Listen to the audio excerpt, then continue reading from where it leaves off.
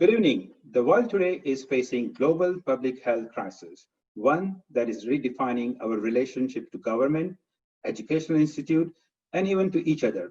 Since March of this year, a novel coronavirus has kept most of us contained in our homes. And that's what we are going to find out today in our first of series NGN Town Hall. Our topic today is how young people are dealing with COVID-19. I'm Sanjeev Tanna, founder and CEO of Next Generation Nations, NGN. The number of coronaviruses are still growing. As of today, May 1st, roughly 3.2 million people are affected globally. Around 230,000 people are confirmed death. In USA, roughly 1 million people are affected with around 62,000 confirmed deaths due to COVID-19. As per Human Rights Watch, more than 91% of the world's students are out of school due to school shutdown in at least 200 countries. So for many children, the COVID-19 crisis will mean limited or no education or failing further behind their friends.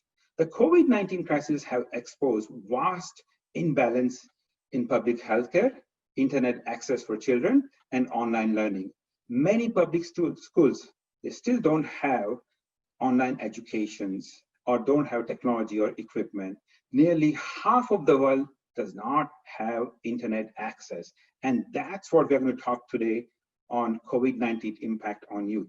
First, I'll introduce my co-host, and then we'll invite our guest, and later part, we'll invite audience. So joining me today, our two co-hosts, Shrutik and Evelyn. Shrutik, why don't we start with you, and then why don't you just introduce yourself, and then Evelyn, you can go next. Hi, my name is Shrutik Kulkarni. I'm the NGN Youth National President, and I'm currently a sophomore in high school. Hi everyone, my name is Evelyn. I am currently a third-year undergraduate student at UC Berkeley studying public health and global studies, and I am the president of United Nations Association of Berkeley. I'm super excited to be here, so thank you for having me. I need to reflect on what's important as I look at what's going on around the globe. There are satellite images where you see the world is, cleaner than it's ever been. There are a lot of kids and parents that are getting to know each other all over again about going outside and just spending really quality family time. And being in the Silicon Valley, you very rarely get a chance to see those things. So it's allowing me to reflect on, where true values lie, and also determining how I can be the most productive that I can be during these difficult times. Thank you, Chris. You brought up some great points about environmental impact and balancing family, now that being at home. Maybe Mallory, you can weigh in next. Thanks so much for having me. So I live in the Bay Area, but I'm actually from New Jersey originally and have lived in New York for a little bit. So all of my family and close friends are back east, where unfortunately it's pretty much the worst in the US there, it has been. And my family had tons of weddings planned. My sister was supposed to graduate college. We were supposed to go to Italy. There were so many things planned for my family. And I'm in the Bay Area. I live alone right now. And so it's been me just having to kind of figure out how do I support my family and friends back home. A lot of people in my family lost their job too. And so even though I'm kind of okay because I'm by myself, I still have my job. I'm trying to be supportive to those back home. And also just for my apartment, I was never really home a lot. I'm someone that likes to work. I'm someone that likes to be outside. And so I don't have like kind of an ergonomic setup here. I really was never here a lot. So I've had to really kind of reflect on what is the best kind of work environment for me? What's the best learning environment for me? And kind of document all that and try to figure out how can I make this space that I have conducive to being able to work, which is I think what everyone is kind of doing right now, is self-reflecting a lot on who they are, how can they be productive in this time, and then be supportive as they can to other people. That's kind of been my world for a little bit. Yeah. So yeah, I think something that we've kind of seen with our last three speakers is the common theme of just like how it's impacted. You guys share both of your experience. Because one, Shrutik, you are in high school, and Evelyn, you are in college. So we'd love to know how COVID-19 has impacted your life. Yeah, definitely. I could go ahead and start. It's been an adjustment. I think there's a lot of uncertainties regarding housing. Unfortunately, I do not live on college campus housing. I have a separate apartment, so the majority of my burden has been trying to figure out what to do with my lease now that I went home to be with my family. But I know that I feel very fortunate because there's been a lot of support from my classes and my professors, but in such a big campus, I know that that hasn't been the response throughout every department. So I think it's just really difficult time to navigate because there are so many mixed components, and everyone's doing the best that they can, given the circumstances. I just think it's hard to have one universal solution to everything. But having support groups and being able to talk to my peers about, hey, what are you doing? Do you have any resources? Kind of things like that have been really helpful. Yeah, I mean, for me, like how Nyla and Arav mentioned, how I'm just completely dependent on the internet to, get my stuff done, right? Internet for me has just been like a lot slower lately. There's been multiple times today in which I actually had to like restart my router just to get like an extra 5 minutes of internet time. But yeah, I think generally online learning, at least in my district, kind of hasn't really been handled well because a lot of times it's just teachers assigning work and for important classes such as like AP World History, where I have my AP test coming up in literally 20 days. My AP World teacher hasn't been very like due to these constraints.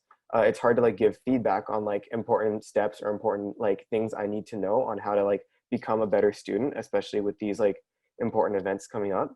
So generally, I think I have a very similar experience to our high school speakers in the sense that, it sucks to not be able to see my friends. It sucks I'm so dependent on the internet. But, I mean, we're all going through the same struggle, right? So Much like my family and like many of my community members, they struggle to like place online delivery slots because delivery orders for the groceries and basic necessities, because much people can't go in person to stores like Costco or Walmart. They have to like order online because they have like elderly family members or family members with pre-existing medical conditions. So I noticed that a bunch of these families had to like order online and they struggle with it. Many had to like sit in front of their laptop like constantly searching for a delivery slot. There's a popular delivery service called Instacart. So I noticed many of my community members struggling to place an online delivery slot on Instacart. And many would have to wake up early in the morning to place a delivery order or have to wake up stay up late in the night. And I knew there was a better solution to this. So I basically created an application for Instacart that would run in the background to find a delivery slot for you. So users would be able to continue with their daily schedule and they wouldn't have to worry about waking up in the morning or staying up late in the night just to order their basic necessities. And I made this open source so anyone can use this, anyone can like work with the code if they want to. And I upload it to GitHub for everyone to use and my community members to use. And everyone can find this with a quick Google search. You can type in like GitHub, Araav, Instacart, delivery slot finder, and you should be able to find it in the top search results. So far my application has like received positive response from the community. I've received over 6,000 views in the last 3 weeks. And I've also been featured in like local newspapers like East Bay Express and Tri-City Voice. And I hope this will help more people in the future and keep more people safe and indoors. Currently with my nonprofit, My Roots Are Rich, our project that we're beginning to help with this current COVID-19 relief is called Read for a Cause. And with Read for a Cause, we know, as Mr. Norwood was saying, a lot of elementary school students don't have the resources like high schoolers do. High schoolers were a lot more independent, while elementary students, I would say middle school and under, they currently need a teacher. They really rely on a teacher to really hold their hand right now because they're at that young age of learning. And so I realized that a lot of elementary school students, their families don't have the finances, resources, or really just time to just be that teacher for them. So right now with my nonprofit, with Read for a Cause, we have been reading books online. We've been recording ourselves, pre-recording videos, and posting them on the My Roots Are Rich's social media pages. And these books that we read, they're actually, I could give an example, are like I'm Enough. And they're all the books that we read are just super inspirational, and they really advocate for a lot of children of color. A lot of these illustrations are books where they could see themselves in it, and that's something that sadly is not too popularized right now is like, and it's really nice that a lot of children of color are able to see themselves in these books, and a lot of these books being read to them are by people that look like them as well. And a lot of great donations through the Milpitas Rotary. We've raised almost $1,000, and we're going to be using this money to buy more books and to donate books to children right now who don't, like I said, have the finances. And also a Black Education Network, ABEN, they donated almost 30 books towards us. And it's just been super great and super fun for us to do. We've had a lot of children do little reports on their book reads that they've had with us. One of the parents have reached out to me saying that they're English learners right now, and how since she couldn't read to her student as a teacher would in English, she was watching her book reads. And I think that was so inspiring for me to hear, because just to know that we're helping people has just been super fun for me to do, and it's been keeping me active. And right now our team is just growing immensely with a lot more people from all ages and all races just coming together. It's been really amazing. Ela Dedhia, she's a renowned educationist and professor, and she's heading the Department of Textile and Fashion Technology, Nirmala Niketan College of Home Science from Mumbai, in India. Dr. Dedhia, welcome to NGN Town Hall. Thank you very much. So, since you live in Mumbai, India, now India, when you talk about COVID-19, the impact of COVID-19 in India compared to rest of the country is less right now, and there could be many reasons. But where you live, Mumbai, India, COVID-19 is very much. There are many cases in COVID-19 in Mumbai. So the question for you is that how your students, how your teachers, they are dealing with COVID-19 in terms of their daily routine. Good morning my morning, of course, your evening to all of you. I think that the COVID-19 has, of course, spread in Maharashtra, especially in Bombay, rampantly. There are several reasons for the same. However, as far as the students and the teachers are concerned, there has been education that is being imparted online by the teachers to the students, whether they are school students or college students. There is constant rapport between the teacher and student. That has made life different. There are many teachers who have also prepared videos to spread happiness, to spread togetherness, to spread warmth.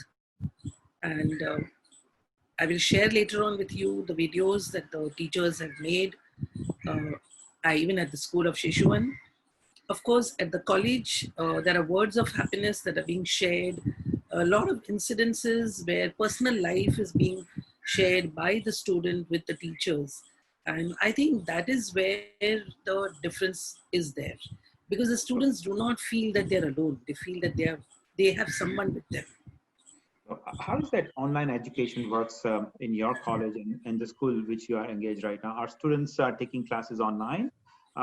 India, looking at I know that when it comes to the network connections, mobile technology is like 5 years ahead of most of the countries, most of the Asian countries. They rely on 5G, or not 5G, but I think the mobile infrastructure. But when it comes to the internet access and everything, do all your students have internet access, and are they taking online classes? No, all students do not have internet access. That's the reality in Mumbai, because we have many students coming even from the very, very lower economic backgrounds, the underprivileged. So they are definitely the ones who do not have access. But I believe that education should not be differentiated. It should be provided. The ones who have the means will take it. And you cannot have 100% student body taking this online education. But there is a good amount of percentage. I would not know exactly the percentage, but there are good percentages. There are colleges which may have chunks of students taking the online education. So why would they be deprived just because there are other colleges who do not have it all or who have it partially? So there are institutions and teachers who are on their own using the learning platforms that are being provided to them. The Google Classroom, for example, There are many others like the EdFly classroom, the learning management systems, or they're using the Zoom sessions, or they're using any other online processes. Even WhatsApp calling is being used. There are different ways in which students are being reached out. So there are ways in which online education is possible. If there is a will, there is always a way. And I think that although internet connection is low, sometimes even with the teacher, they make all attempts to reach out in whatever way they can. And there is a lot of content being exchanged. There are a lot of webinars being conducted, even for teacher training, as to how to conduct online training. Because India had always depended a lot on one-to-one classrooms. And honestly, we were not prepared with this kind of a sudden change. But I think India has adapted extremely well to this change, even in the field of education. And I think there is no option but to adapt to the change. That's true. I also agree. And I actually was going to bring up the Latinx thing too, because I was reading articles that supported that as well. And I do think it's honestly a very unfortunate byproduct of the society that we live in, that this whole fast food culture has contributed to this, because that does lead to poor food quality. And I remember when I did teach, a lot of students, and I had a diverse set of students, white, Black, and Latinx students, and they often didn't get food at home, or if they did get food at home, it was normally fast food, because that's what they would normally end up eating, whether it's because they felt like that was what they could afford or what they wanted to eat. And I think that's a big thing too, is this lack of nutrition, especially with the schools closed. A lot of students are seeing that they don't even have food at home. And when you're not being fed properly and you don't have the proper nutrients in your diet, it becomes even harder to build up the immune system to be able to fight the disease. And if you've been dealing with this for years now, then it becomes even worse. So I do think that this what's it called, the statement that it's making on like the food quality in our society, and this obsession with poor quality food is huge, and I would love to see a change. I don't know if I will, but I would love to see a change in that. How difficult it is now to work from home and do your job 100% in terms of efficiency? Is that any of the tasks which you really require face-to-face? So how is your efficiency in terms of the professional life? Anisha, you want to go first? You're on mute. Yeah, go ahead. Can you hear me now? Yeah. Okay. So that's an interesting comment or situation. In fact, I think working from home, you're actually working more. There's always that misconception that you work from home, you're potentially not working. But I found that when you're working from home, you're kind of more focused, less distractions, if you will. So you end up working more, and sort of the timeline bleeds between work and home, and you really have to regiment yourself to sort of break away. So honestly, and even across our organization, there's been comments made by CEO and others saying that, we're really working a lot more. At the same time, there are, situations where obviously, you can't just go to a colleague and say, hey, go through some queries and some information gathering, which is a little bit more difficult. But again, our organization, we're fortunate, and a lot of other organizations fortunate to have a lot of different tools that you can reach out. So it's definitely, it has a gap that people want, that meet people interaction, that, side coffee conversation and so on. But in the grand scheme of things, I think that's not a big issue. So technology sector or industries where you can do your work via technology is probably easier than some other organizations or companies or even smaller businesses that can't, do anything through technology. So that's where the more of an impact is, I guess. And I guess I consider myself fortunate from that viewpoint.